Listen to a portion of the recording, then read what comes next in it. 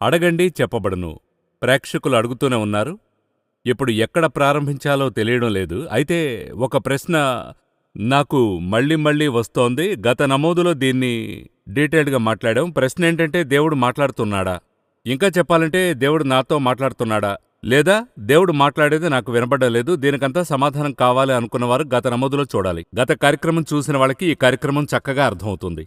ఈరోజు అడగండి చెప్పబడును అనే కార్యక్రమంలో మొదటి ప్రశ్న.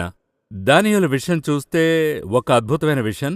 దానియేలు క్యారెక్టరే ఒక అద్భుతమైన క్యారెక్టర్. పలు సాక్రిఫైసెస్ చేసి వచ్చాడు దేవుని కోసం. దానియేలు చాప్టర్ 7 ఒక turning point. Past, present, future అన్ని విషయాలు కూడా ఈ చాప్టర్లో ఉన్నాయి.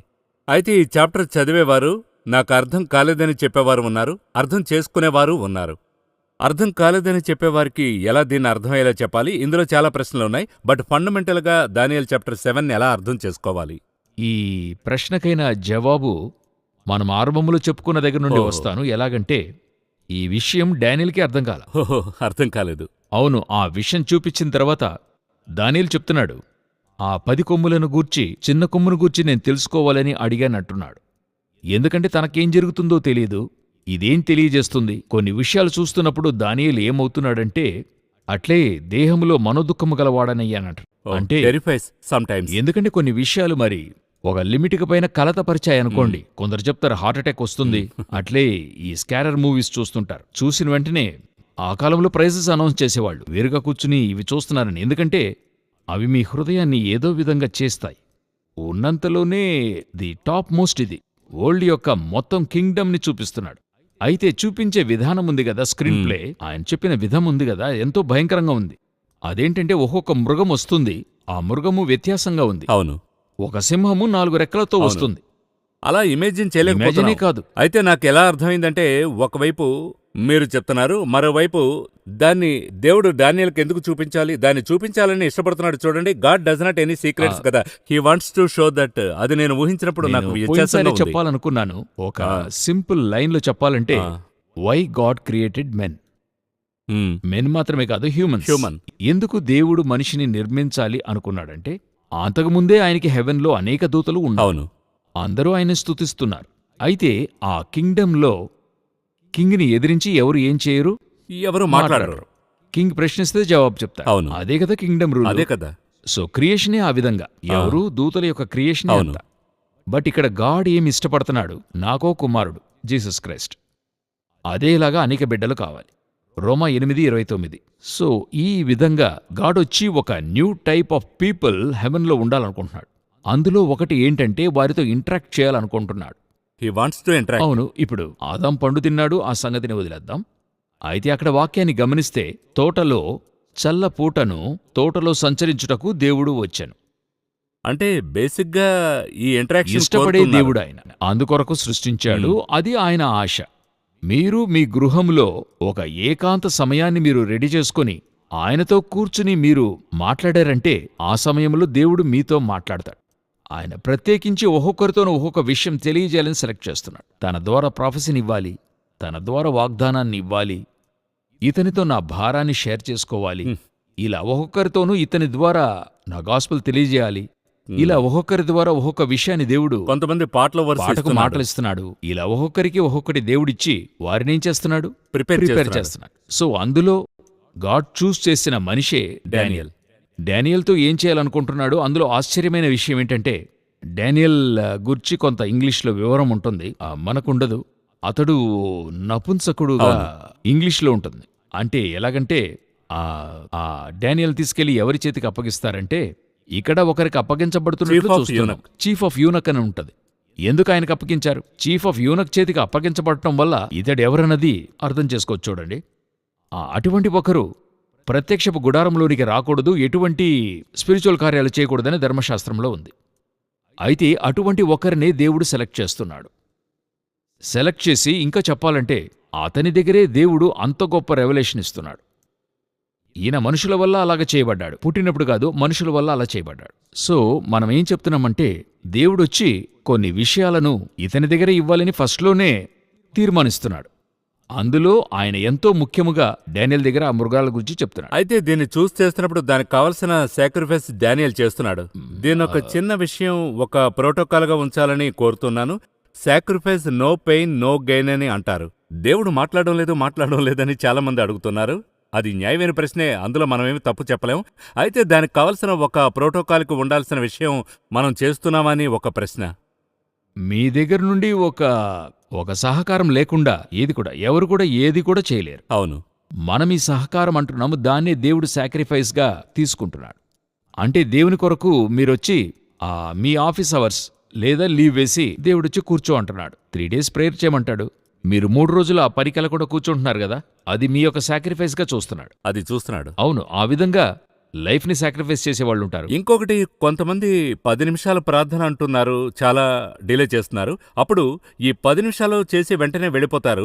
దీన్ని నేను ఏమాత్రం క్రిటిసైజ్ చేయడం లేదు. నేనేం అడుగుతున్నానంటే 10 నిమిషాలు, అప్పుడు దేవుడే 10 నిమిషాల్లో మాట్లాడాలని మనం ఇష్టపడుతున్నాం. ఇన్ అదర్ వర్డ్స్, మనమైతే అఫ్కోర్స్ పరిగెత్తుతున్నాం. అయితే ఒక టైం అలాట్ చేసాం. కొన్నిసార్లు టైం అలాట్ చేసి ఒక రాజాదిరాజా, you are talking about heavenly person expecting him to come your time, అలా అని అనుకుంటే నాకు మనమే లిమిట్ చేస్తున్నాం. అప్పుడే వినబడలేదని చెప్తున్నామేమో అని ఒక. ఇప్పుడు దీని గురించి జవాబు చెప్పుకుంటే అనేక మంది దగ్గర సంపాదిస్తాం, పర్వాలేదు. కార్యక్రమంలో చూద్దాం. ఎందుకంటే ఈరోజు మన సర్వీస్ ఎలా జరుపుతున్నాం, ఓహో, చర్చ్ సర్వీస్ని. అయితే ఒక టైం ఫ్రేమ్ ఉంది కదా, ఆ టైంలోనే కదా గాడ్ రావాలంటున్నారు. అవును, 8 to 10 నేను సర్వీస్ పెట్టాను, అప్పుడు ఆ 8 to 10లోనే కదా దేవుడు రావాలి. ఆ టైంలో రావాలి, ఆ టైంలో ప్రెసెన్స్ ఇవ్వాలి, ఆ టైంలో మాట్లాడాలి, అప్పుడే నేను వస్తాను, అంతే కదా. అదే కదా ప్రొసీజర్ ఈరోజు. సో గాడ్ ఆ రోజున 11 గంటలకు రావాలంటే మీరేం చేస్తారు? మనమే 10:30 సర్వీస్ ముగిస్తున్నామే, అలాగే కదా ప్రోటోకాల్. అలా ముగించడమే కదా గుడ్ అడ్మినిస్ట్రేషన్, మంచి చర్చు. అదే చెప్తున్నాం కదా. అలా చూస్తే అనేక సమస్యలున్నాయి. అందువల్లనే మనమందులోకెళ్తే అనేక సమస్యలు ఎదుర్కొంటాం. ఇది వేరుగా ప్రోగ్రామ్కి బయట మాట్లాడదాం. అదే మంచిదేమో. మీరు చెప్పినట్టుగా ఆ విధంగా కరెక్ట్. గాడ్ వచ్చి నా టైంకి రావాలని ఎదురు చూడకూడదు, గాడ్ టైంకే నేను రావాలి. ఇంకా చెప్పాలంటే గాడ్ వచ్చి కింగ్, నా తండ్రి గారే కానివ్వండి, బట్ ఈయన హెవెన్లీ కింగ్. ఆయనకంటూ ఒక విషయం ఉంది కదండి. ఇప్పుడు మీ తండ్రి ప్రధాని కానివ్వండి, అధ్యక్షుడు కానివ్వండి, అందువల్ల వెళ్ళి మీరు పార్లమెంట్లో మీ ఇష్టం వచ్చినట్టు చేయొచ్చా? మీ ఇంట్లో మీరు ఎలాగైనా ఉండొచ్చు, ఎలాగైనా మెలగచ్చు. అయితే పార్లమెంట్లో అవును, దానికో ప్రోటోకాల్ ఉంది. దానియేలు ఒక కింగ్ దగ్గర ఉన్నాడు, ముఖ్యమైన పొజిషన్. అయితే ఆ కింగ్ దగ్గర కరెక్ట్ గా ఉన్నాడు, దేవుని దగ్గర కరెక్ట్ గా ఉన్నాడు. దేవునికి ఇంపార్టెన్స్ ఇస్తున్నాడు. డైలీ యెరూషలేము వైపు కిటికీలు తెరిచి ప్రార్థన చేసేవాడు. క్లియర్ గా ఉంది. అది వచ్చి ఎప్పుడు చేసే విధంగానే చేస్తున్నాడు. ఆయన అలాగ చేస్తున్నప్పుడు హెవెన్ వచ్చి ఇతడికి అనేక విషయాలు ఇతనికి తెలియజేస్తూ వస్తుంది. అదే నేను చెప్తున్నాను. నేను దేవునికి ఎంత ఇంపార్టెన్స్ ఇస్తున్నానో అంత ఇంపార్టెన్స్ దేవుడు నాకు ఇస్తున్నాడు. నేనే 10 నిమిషాలు మాట్లాడాలి. కొందరికి ప్రార్థన అనేది ఎలాగంటే ఉదయం ఇంటి నుండి బయలుదేరేప్పుడు ఒక చిన్న ప్రార్థన, అదే ప్రార్థన, ఇక వేరే ప్రార్థన ఉండదు. అది 40 ఏళ్ళు కరెక్ట్గా 40 సంవత్సరాలు కరెక్ట్గా చేస్తున్నాం. అప్పుడు మీరు దేవునికి 10 నిమిషాలు ఇస్తున్నప్పుడు మీ బిజీ హవర్లో దేవుడైతే ఎంతో బిజీ, రాత్రింబగళ్ళు నిద్రించడు. అప్పుడు ఆయన హవర్లో ఎంత టైం అని మీకు ఇవ్వాలి? మంచి ప్రశ్న. అవునా? అప్పుడు మనమొచ్చి ఎంత ఇస్తున్నామో అదే చెప్తున్నాను. ఇప్పుడు కొన్నిసార్లు భార్య ఇంట్లో చెప్తుంది, మీరు కూడా ఖచ్చితంగా ఉంటుంది, ఏంటండి కూర్చుంటేనే కదా నేను మీతో మాట్లాడగలను, మీరు నడిచి వెళ్ళిపోతూ ఉంటే మీతో కొంచెం మాట్లాడాలి, ఒకరోజు కొంచెం అవడే ఉండండి. మనమేమంటాం, ఉన్న బిజీలో అవన్నీ కుదరవు, నువ్వు ఫోన్లో మాట్లాడు. ఫోన్లో ఏం చెప్తాం, ఇక్కడ పనిలో ఉన్నాను, మాట్లాడుతున్నాను, తర్వాత మాట్లాడతాను. ఇంకా చెప్పాలంటే టెక్స్ట్లో పంపించమంటాం. మనమేం చెప్తాం, చివరిగా ఒకరోజు వాళ్ళు చెప్తారు, కూర్చుని నాతో ఎప్పుడన్నా అరగంట పూర్తిగా మాట్లాడారా అని అడుగుతారు. మనమంతగా బిజీయా ఇంట్లో మాట్లాడకుండా? అంతకంటే గాడుకి బిజీగా ఉన్నాం మనం.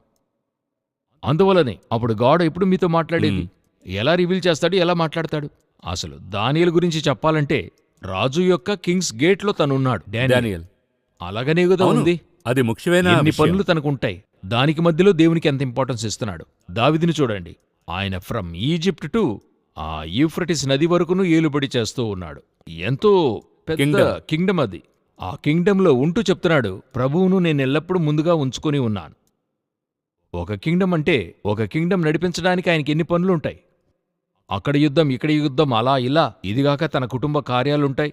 ఇన్ని చేస్తున్నాడు. తనకు విరోధులెంతో మంది, ఫిలిస్తీన్లు ఒక ప్రక్క, అబ్షలోము ఒక ప్రక్క, ఇంతమంది ఉన్నారు. దీనికి మధ్యలో ఆయన చెప్తున్నాడు, ప్రభువును నేనెల్లప్పుడూ ముందుగా ఉంచుకుని ఉన్నాను. అందువల్లనే డేవిడ్ని ఉంచుకుని ఇన్ని ప్రాఫెసీస్ చెప్పగలిగాడు ఆయన. దావీదు పాట పాడే వ్యక్తి మాత్రమే కాదు, అనేకులు పాట పాడేవాడంటారు. దావీదు ఆ పాటల ద్వారా Prophecy. ప్రాఫెసీస్ చెప్పి ఉన్నాడు. ప్రాపర్టిక్. అంటే వీళ్ళందరూ ప్రాఫెసీ మాటగా చెప్తే అతడు గేయములుగా చెప్తున్నాడు, సందేశం. పాటగా చెప్తున్నాడు. సో అంత చెప్పాలంటే అంత టైం ఇవ్వాలి మీరు. సో దేవుడు దానికి- నాతో మాట్లాడాలంటే అంత టైం ఇవ్వాలి కదా. నేను వంట చేస్తూనే ఒక ప్రశ్న అడుగుతాను, నేను అలా చేస్తున్నప్పుడు దేవుడు నాకు జవాబు ఇవ్వాలంటే ఎలా సాధ్యం? అనేకులు అంతే కదా, సాంబార్ చేస్తూ ఏంటి ప్రభువా నా కూతురికి ఇంకా పెళ్లి కాలేదు, ఇదే వారు దేవునితో మాట్లాడే ప్రేయర్. తర్వాత చెప్తారు, నేను చెప్పి చెప్పి చూశాను దేవుడు నాకు జవాబు ఇవ్వలా. జవాబు ఎప్పుడిస్తాడు? బీన్స్ కట్ చేస్తుండగా జవాబు చెప్తాడా? దేవుని దగ్గర జవాబు చెప్పాలంటే దానికంటూ ఒక ఒక టైం టైం ఇవ్వాలి. కావాలి. చూడండి, సీఎం దగ్గర ఒక హెల్ప్ కావాలంటే దానికంటూ ఒక మను వినపాన్ని రాసిస్తున్నారు, రిక్వెస్ట్ పెడుతున్నారు. దాని తర్వాత ఒక ప్రోటోకాల్ ఉంది, ఒక టైంలో రమ్మంటున్నారు, ఆ టైంకి వెళ్ళి నుంచోవాలి, దానికంటే 15 నిమిషాలు ముందెళ్ళాలి. కానీ ఆయన మిమ్మల్ని చూడబోయేది 1 నిమిషమో 2 నిమిషాలు, ఎందుకంటే ఆయన బిజీలో అంతే చూడగలడు. ఆ 2 నిమిషాలకి ఇంత ప్రోటోకాల్ ఉందే. సర్వశక్తిమంతుడైన దేవుడు మీతో అరగంట మాట్లాడాలంటే ఎంత ప్రోటోకాల్ ఉంటుందో చూడండి. ఈరోజు అనేకుల సమస్య ఈ విధంగానే ఉంది. కానీ దానియేలుకి ఎంత గొప్ప విషయం ఇస్తున్నాడు.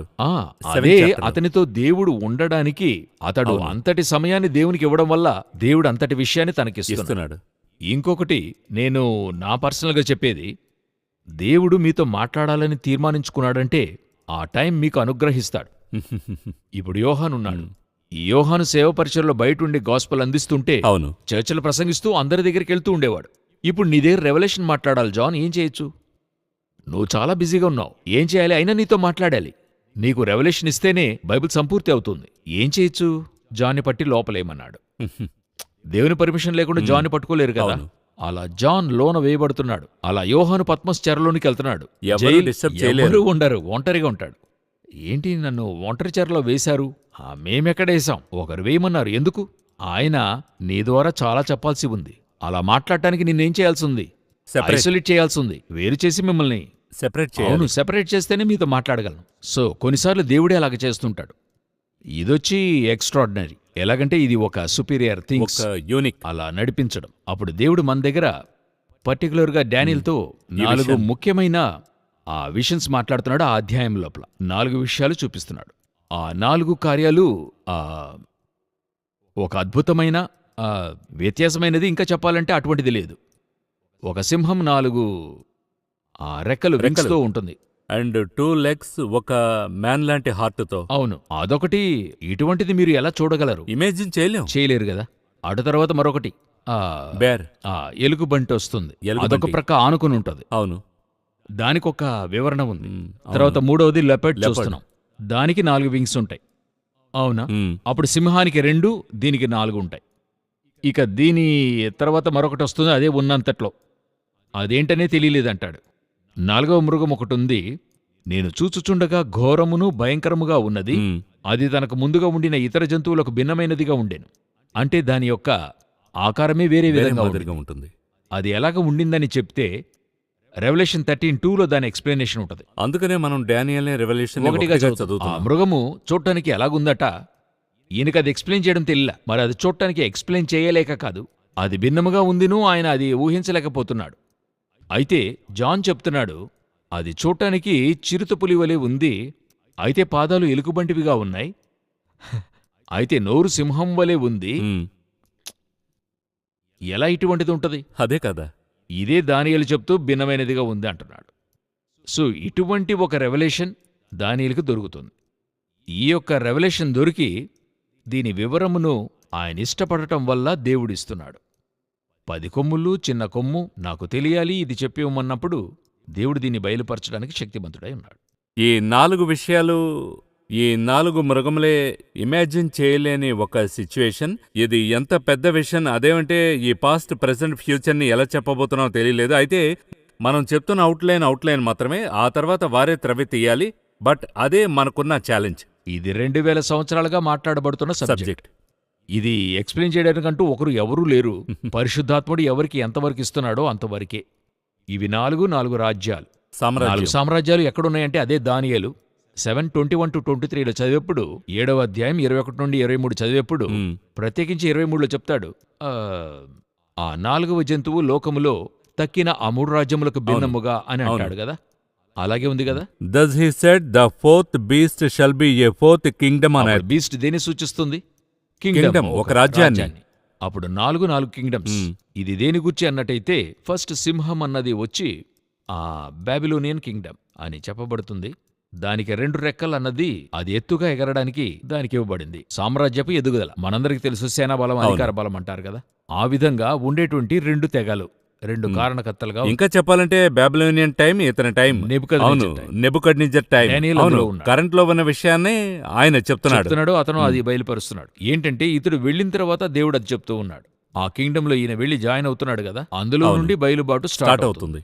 ఇప్పుడు తర్వాత మనం చూసేటువంటిది ఎలుగుబంటి. బియర్. అది ఒక పార్శ్వం మీద పండుకొని ఉంది. అంటే అది మాదియ పార్శిక మెడో సామ్రాజ్యం, పెర్షియన్. Medo Persian. అందులో అడిగితే ఆ పెర్షియా కంటే మెడో కొంచెం తక్కువ. మ్మ్. పర్షియన్సే మరి వైట్ కింగ్డమ్. అదే సైరస్ ద గ్రేట్ అంటుంటారు కదా. సైరస్. అతడి రాజ్యం క్రిందే డారియస్ 1, 2, 3 వీరందరూ వస్తున్నారు.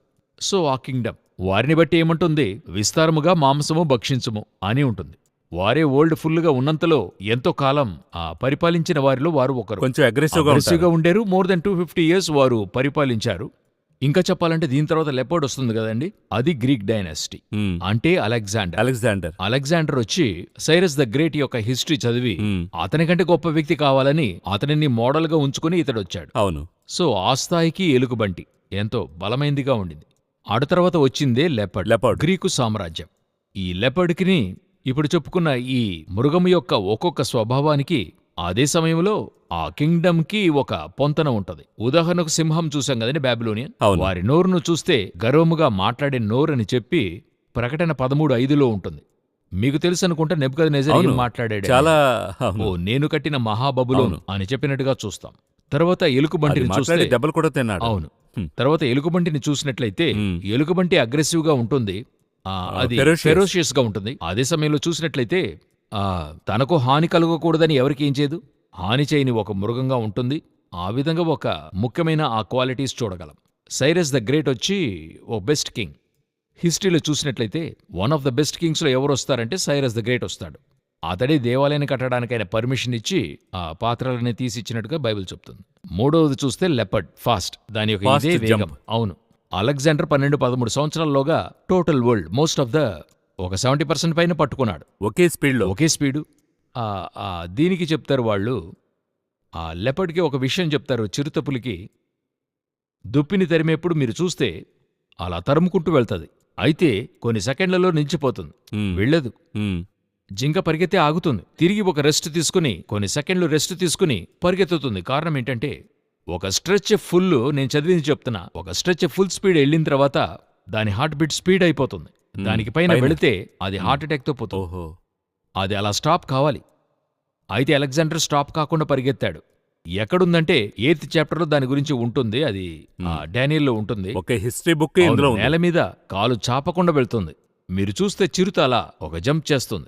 అయితే కొంత రెస్ట్ తర్వాత మరలా వెళ్ళగలదు. Alexander rest తీసుకోలా. అతడు మాసిదోనియా నుండి వెళ్ళాడు, బాబిలోనియాలో చనిపోయాడు అతడు. అంతటితో పని ముగిసింది. ఒకే స్ట్రెచ్. అతని చూస్తే అతని సామ్రాజ్యము గ్రీక సామ్రాజ్యము, మరి దానికి 4 రెక్కలున్నట్టుగా చెప్పబడుతోంది. ఆ 4 వింగ్స్ ఉంటాయి. అవి 4ను చూసినట్లయితే 4 కమాండర్స్ అతనికి. మనం అధికారులమని చెప్తాం కదా, కెసాండర్, ఆ తర్వాత లైసి మేకస్, టాలమీ 1 సాటర్, సెలుకస్ 1 నికెటర్, ఈ 4 మంది. ఈ 4 దిశలకు స్ప్లిట్ అవుతారు. దీనినే మీరు వచ్చి అక్కడ దానియేలు 8 చదివితే 4 కొమ్ములని ఉంటది. 4 దిశలకన్నట్టు చూస్తాం. ఇది అలెగ్జాండర్ సామ్రాజ్యానికి అయినది. దానిని అంటుకుని తర్వాత లేచి వచ్చినదే 4వ సామ్రాజ్యం. ఇది భిన్నమైనదిగా ఉండింది, ఘోరము భయంకరంగా ఉండింది. ఇదే రోమన్ కింగ్డమ్. ఉన్నంతలో 4th కింగ్డమ్ గా రోమన్ కింగ్డమ్ క్రైస్ట్ వచ్చినప్పుడు. ఇందులో ఏంటి ఒక విషయం అంటే, ఈ 3 కింగ్డమ్స్ కంటే ఘోరమును భయంకరమునగు 4వ జంతువు అని చెప్తుంది. రోమన్సే ఉన్నంతలో భయంకరంగా దండన ఇచ్చేవారు, పనిష్మెంట్స్. ఈ రోమన్ కింగ్డమ్ కి కొంచెం ముందుగానే వచ్చి శిలువ మరణం అనేది ఆరంభమవుతుంది. అదే ఆ కాన్సెప్ట్స్ లోనికి వస్తున్నాయి. ఇంకా చెప్పాలంటే ఆ రోమన్ కింగ్డమ్ ముగిసేప్పుడు ఈ శిలువ మరణము ముగిసిపోతుంది. శిలువ మరణము పర్టికులర్ గా క్రైస్ట్ కొరకే తెచ్చినట్టుగా ఉంటుంది. అదొకటి. రెండవది, మరి మన దోషముల నిమిత్తం దేవుడేమంటున్నాడు, శిక్షిస్తానంటున్నాడు. అంటే తండ్రి శిక్షణకి ఆ పోలీసు వారు మనల్ని శిక్షించడానికి డిఫరెన్స్ ఉంది. అవునా? తండ్రి ఒకవేళ కొడితే కొన్ని గాయాలు ఏర్పడతాయి, అయితే అందులోనైతే బిడ్డ చనిపోకూడదు అనే ఒక ఇది ఉంటుంది. అవునా? అయితే రౌడీ వాళ్ళని పోలీసు కొట్టి తాట తీస్తారు కదా, వారేమైనా వారికి పట్టింపుండదు, కొన్నిసార్లు చచ్చిపోతారు కూడా. ఆ విధంగానే ఈ రోమన్స్ వారున్నారు గదా, వీరు అన్ని కింగ్డమ్స్ కంటే కూడా అరగన్స్. అయితే వారి చేతిలోకే తండ్రి అయిన దేవుడు తన కుమారుని అప్పగిస్తున్నాడు కొట్టుటకు. టైమింగ్. ఆ టైమింగ్ న్యాయం ఏం చేసి ఉండాలి? లోకపాపం కొరకే శిక్షించబడుతున్నప్పుడు మైల్డ్ అయిన గవర్నమెంట్కే కదా ఇవ్వాలి. ఇప్పుడు దావీదు ఒక మంచి తండ్రి కదా, అతన్ని చూసినట్లయితే యోబుతో చెప్తాడు, యవనుడైన అబ్షలోమును నా నిమిత్తము దయ చూపించు అని అంటాడు. అతడు చేసింది తప్పు, అగేన్స్ట్ వెళ్తున్నాడు. అయితే అయినా గానీ నా కుమారుడు కొంచెం దయ చూపించండి అంటాడు. అయితే తండ్రి కుమారుని అప్పగించేప్పుడు ఆ ఉన్నంతలోనే వర్స్ట్ గవర్నమెంట్ దగ్గర అప్పగిస్తున్నాడు. ఒకే కుమారుడు వారికి అప్పగిస్తున్నాడు. అలాగైతే అప్పుడు మనల్ని ఎంతగా ప్రేమించుంటాడు. ఎందుకంటే ఆయన ప్రత్యామ్నాయం ఇవ్వబడుతున్నాడు. మరొకరి స్థానంలో ఆయన నన్ను విమోచించడానికి ప్రత్యామ్నాయం ఇవ్వబడుతున్నాడు. ఎవరికి అప్పగిస్తున్నాడు? ఉన్నంతలో మోసమైన వ్యాపారికి అప్పగిస్తున్నాడు. సో అదే రోమన్ కింగ్డమ్స్. అందులోనే రోమన్ కింగ్డమ్స్లో 10 కొమ్ములనేవి చూస్తున్నాం. ఆ 4వదిగా ఒక చిన్న కొమ్ము వస్తుంది, అది ఇంకా రాలేదు. అంటే రాలేదంటే ఇప్పుడు వచ్చింది, ఆనాటికి అదింకా జరగబోతుంది అని చెప్తున్నారు. తర్వాత 10 రాజులుండేటువంటి ఒక కింగ్డమ్ చివరిగా లేస్తుంది. ఈ కింగ్డమే లోకాన్ని ఏం చేస్తుంది? చివరిగా పరిపాలిస్తుంది. ఆ 10 రాజ్యముల మధ్యలో ఒక డిక్టేటర్ ఒకడు ఏర్పడతాడు. ఆ డిక్టేటరే లోకాన్ని నాశనం చేసేవాడిగా ఉంటాడు. వానికి 7 సంవత్సరాలు ఇవ్వబడతాయి. ఈ 7 సంవత్సరాల గురించి 70 వారాల లెక్కలో డానియేలుతో దేవుడు చెప్పి ఉన్నాడు. సో వానికి 7 సంవత్సరాలు ఇవ్వబడతాయి. ఆ 7 సంవత్సరాల్లో 3.5 సంవత్సరాలు అతి భయంకరుడుగా ఉంటాడు. అదే మహాశ్రమల కాలమని మనం చెప్పుకుంటాం. సో ఈ కార్యాలన్నీ కూడా ఆ దర్శనములో ఉంటుంది. దాని ముగింపులో నిత్యానికి న్యాయ తీర్పు జరుగుతోంది అని ఆ చోట దేవుడు ముగిస్తున్నాడు. బట్ ఒక దర్శనం అయితే ఎన్నో విషయాలు, దాదాపుగా నన్ను అడిగితే ఒక హ్యూజ్ 4 ఎంపైర్స్ గురించి కరెక్ట్గా చెప్పాలంటే 2300 ఇయర్స్ యొక్క హిస్టరీ అందులో ఉంది. ఒక దీనిలో డానియేల్ చూసిన ఫస్ట్ సింహం వచ్చి నెబుకద్నెజర్. అతడొచ్చి 700 BC కాలఘట్టానికి చెందినటువంటి వాడు. ఆ తర్వాత ముగింపునకు వచ్చేది ఆ రోమానంతరం కింగ్స్ విత్ స్మాల్ హార్న్ ఉంది కదా, ఇది రాబోయే యాంటీక్రైస్ట్ కింగ్డమ్. అక్కడొక 500 సంవత్సరాలు, 300 ఏళ్ళు. ఇక్కడొచ్చి 2000 సంవత్సరాలు, 2300 సంవత్సరాల హిస్టరీ అందులో దాగి ఉంది. ఇంకా చెప్పాలంటే దీని తర్వాత రాబోయే ప్లాన్ దీన్ని రివీల్ చేస్తున్నాడు. అది వేరే ఘట్టంలో మనం అండర్స్టాండ్ చేసుకోవాలి. ఇది ఒక నాటి రాత్రి అతనికి చెప్పింది. ఒక రోజు రాత్రి అతను చూసింది. మీరు చెప్పారు కదా, అవును, ఈ ఒక 10 minutes ప్రేయర్, అవును 5 minutes ప్రేయర్ చేస్తారు కదా, ఒక 10 minutesలో చూపించిన అవును విషన్ అది. ఇందులో 2300 సంవత్సరాలు ఉన్నాయి చూడండి. ఈ విధంగా god thousands and thousands of visions ఉంచుకున్నాడు. అది చెప్పాలని ఇష్టపడుతున్నాడు, కావాల్సిన ప్రజలను వెతుకుతున్నాడు. ఆ రోజు ఆయన 40 మందిని ఏర్పాటు చేసుకున్నాడు. 40 మందితో రాయించాడు. ఏవి ఇందులోని పుస్తకాలు రాయించాడు. ఈరోజు అలా 40 మంది దొరికితే దేవుడు ఇంకా వారికి విషన్ ఇస్తాడు. అయితే ఏంటి, మరలా చెప్తున్నా, అన్ని దర్శనము దీనికి పొంతనగా ఉంటాయి. ఎందుకంటే డానియేల్ చెప్పిన విషన్కి జాన్ చెప్పిన విషన్కి ఏం లేదు, డిఫరెన్స్ లేదు. రెండు ఒకే మాదిరిగా ఉన్నాయి, అలైన్డ్గా ఉన్నాయి కదా. ఏహెచ్కేల్ చూసిన దానికి యోహాన్ చూసిన దానికి ఒకే విధంగా ఉంది కదా. ఏహెచ్కేలు 4 జీవులను చూస్తున్నాడు హెవెన్లో, యోహాన్ వెళ్ళి 2 జీవులను చూస్తున్నాడు కదా. రెండు ఒకే విధంగా ఉన్నాయి కదా, అప్పుడు డిఫరెన్సే లేదు కదా. అప్పుడు ఈ రోజు మీరు హెవెన్ గూర్చి దర్శనం చూస్తే అందులో ఉండే విషను బైబిల్లో ఉండేది కరెక్ట్గా ఉండాలి. నేను క్రొత్తగా ఒకటి చూశాను, అది వేరే విధంగా ఉందా అంటే లేదు. ఇది కరెక్ట్గా ఉంది. ఈ 2 అట్టలకు మధ్యలో మీరు ఏదైనా చూడండి, అంతే ఉంటది, మరొకటి ఉండదు. అవును, మరొకటి ఉండదు కదా. వీరిద్దరికి మధ్య ఒక 1000 సంవత్సరాల గ్యాప్ కదా. కరెక్ట్. వీరిద్దరికిని Nebuchadnezzar, Medo Persian government, Greek government, Roman government. అవును, రోమన్ గవర్నమెంట్లో 100 ADలోనే జాన్ వస్తున్నాడు. అప్పుడు గాడ్ ఆ రోజున రివీల్ చేసినా సరే, ఈ రోజు రివీల్ చేసినా సరే, ఏ రోజు రివీల్ చేసినా ఆయన విషన్స్లో ఎటువంటి మార్పు లేదు, ఒకే విషయం ఉంటుంది. ఆయన చెప్పినట్టే. చాలా ప్రశ్నలున్నాయి. మరో కార్యక్రమంలో మనం ఇంకా చాలా ప్రశ్నలు వస్తూనే ఉన్నాయి. ప్రేక్షకులు చాలా ఇంట్రెస్టింగ్గా అడుగుతున్నారు. మరో ఎపిసోడ్లో మనం ఇదేలా మరో ప్రశ్న సమాధానం మనం చూద్దాం. ఈ ప్రోగ్రాంకి మీరు వచ్చినందుకు సంతోషం. వందనాలు.